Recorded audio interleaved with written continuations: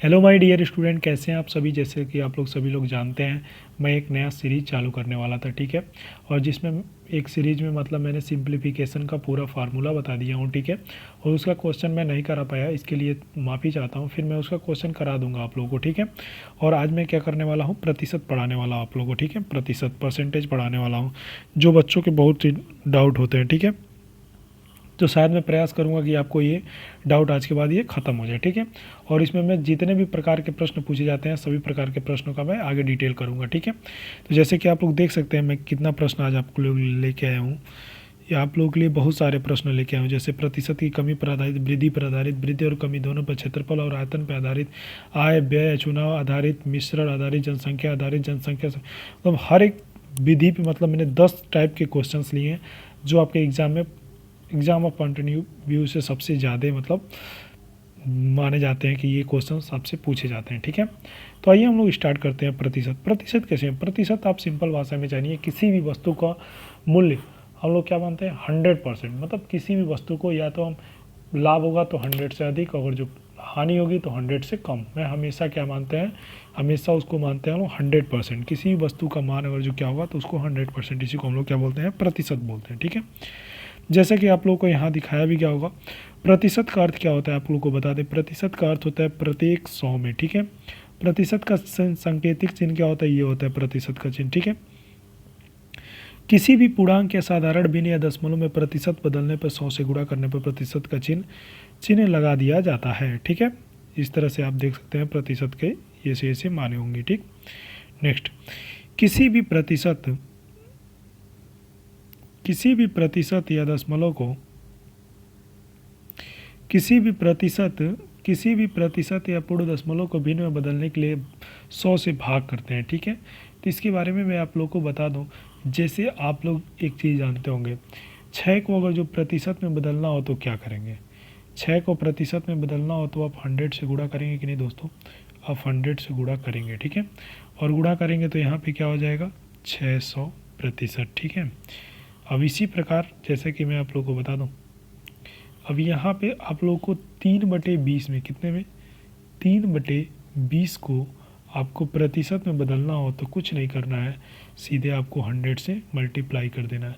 तो 20 पचे क्या हो जाएगा 100, 3 पचे क्या हो जाएगा 15, 3 5 जा 15। तो ये आपका कितने प्रतिशत आ जाएगा भाई, ये आ जाएगा 15%, ठीक है। एकदम आराम से पढ़ेंगे, पूरे क्वेश्चंस को एकदम आराम से पढ़ा जाएगा। अब 100 के भाग में बात किया जाए, जैसे आपको दे दे 600%, कितने दे दे दोस्तों, 600% करके दे दे, तो आप इसको कैसे करेंगे। तो आपको कुछ नहीं करना है, ऊपर 6 करना है, नीचे 100 कर देना है, ठीक है।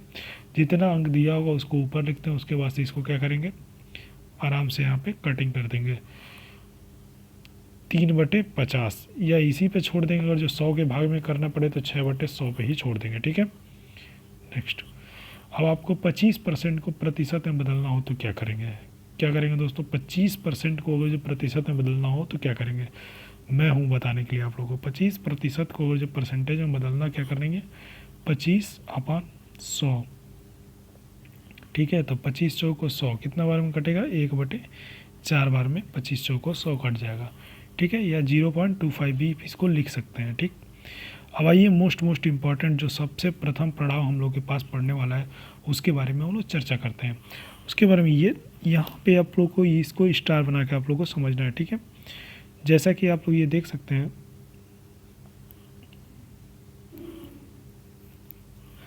किसी भी प्रतिशत को बदलने के लिए मूल से वांछित प्रतिशत या गुणा किया जाता है, ठीक है। तो आप लोग जैसे कि ये देख सकते हैं, यहाँ पे मैं ये फॉर्मूला बता दूँ आपको। जैसे कि ये x का y प्रतिशत कितना होता है, तो यहाँ इन्होंने x छोड़ दिया है। जैसे x का y पर जब जिसका का कहे, मतलब जिसका x ऑफ y प्रतिशत क्या करें, तो उसको क्या करते हैं, जैसे x इंटू वाई का पूछा है तो y ऊपर रहेगा, नीचे 100 हो जाएगा, ठीक है। तो इस तरह x का y प्रतिशत आपको कर देना है, ठीक है। इस तरह से जैसे आपको एग्जाम्पल के थ्रू मैं बता देता हूँ, आप लोगों को बता देता हूँ।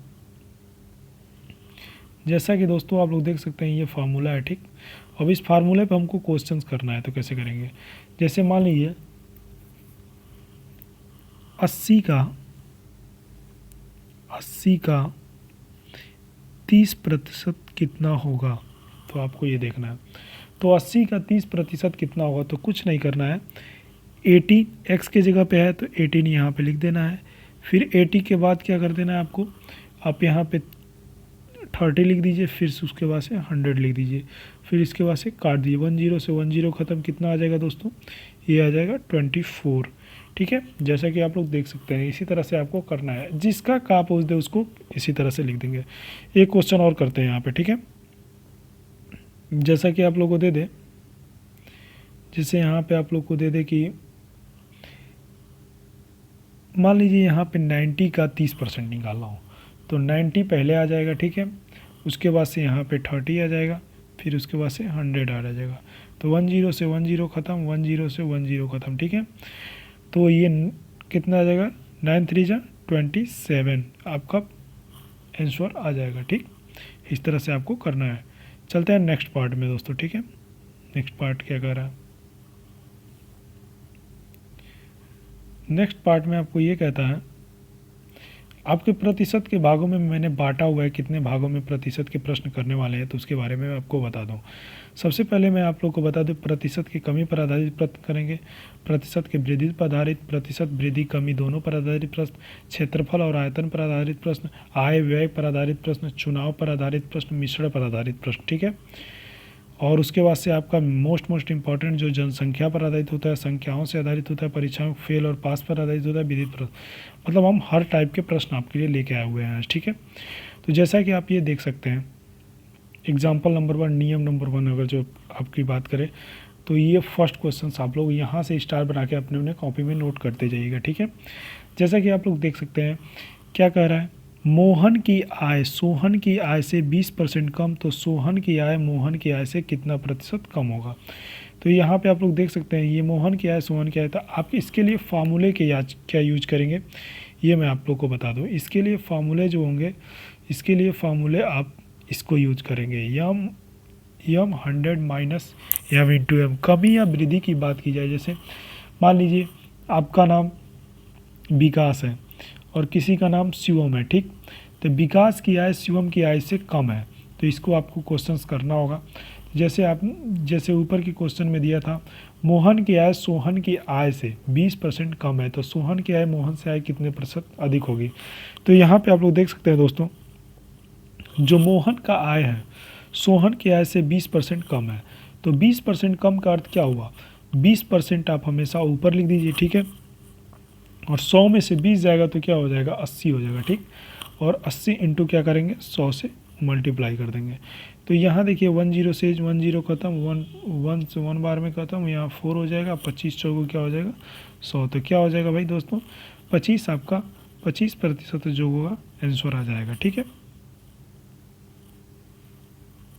तो इस तरह से आप आराम से आसानी से कर सकते हैं, ठीक है।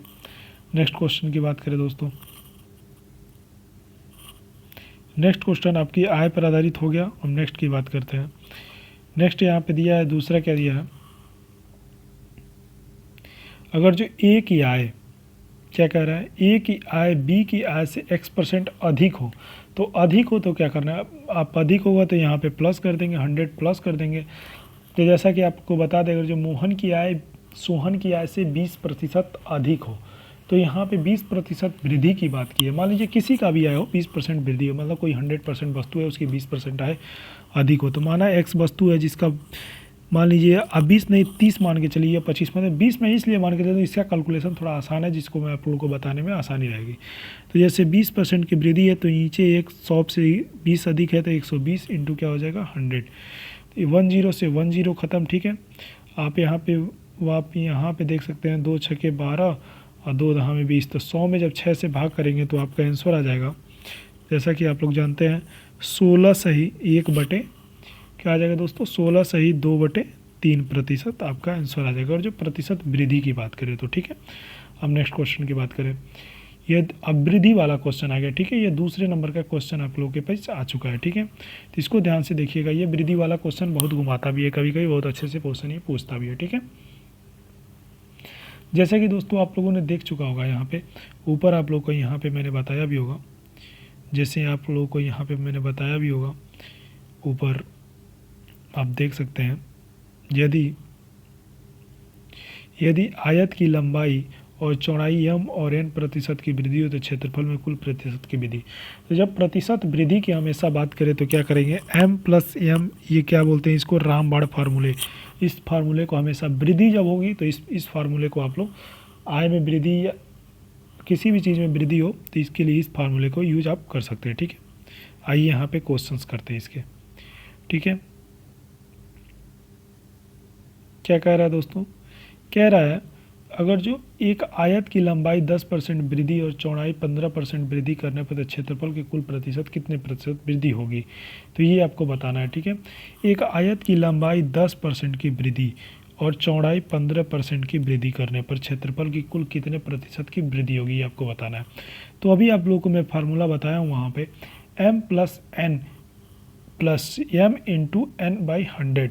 तो यहाँ पे 10% की वृद्धि हो रही है, फिर से चौड़ाई में भी 15% की वृद्धि हो रही है। 10 प्लस 15 प्लस 10 गुणे 15/100। ठीक है, 10 दहा में 100, जैसा कि आप लोग जानते हैं, 2 पचे 10 और यहाँ पे 5 दूना 10, ठीक, 5 तेई 15। जैसे आप यहाँ पे देख सकते हैं 15 20 कितना हो जाता है दोस्तों, 15 20 आपका हो जाएगा 25 और इसको आप काट लीजिए, 2 पॉइंट कितना कटेगा, ये 3 कितने बार में कटेगा, ये 1.5 बार में कटेगा। ठीक है, तो आप इसका यहाँ पे जोड़े 25 और प्लस 1.5 कितना हो जाएगा, 26.5%। ठीक है दोस्तों, इतना आपका आंसर आ जाएगा। और जो वृद्धि का फार्मूला हो तो इसी फार्मूले पे आपको करना होगा। ठीक है, चलिए नेक्स्ट क्वेश्चन की बात करें।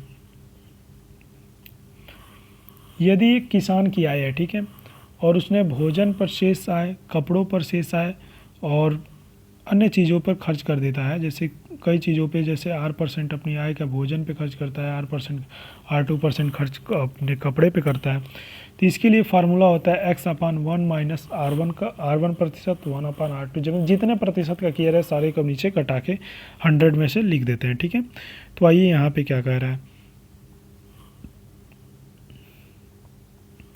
एक किसान की आय 20% भोजन पे खर्च होती है, ठीक है, 10% कपड़े पर, 10% अन्य खर्च सामग्री पे खर्च करती है, और टोटल आय की खर्चा कितना है, टोटल आय की बात करें खर्चे की तो 648 है। तो टोटल आय कितने हैं, 648। तो 648 आपका यहाँ पे ऊपर आ जाएगा।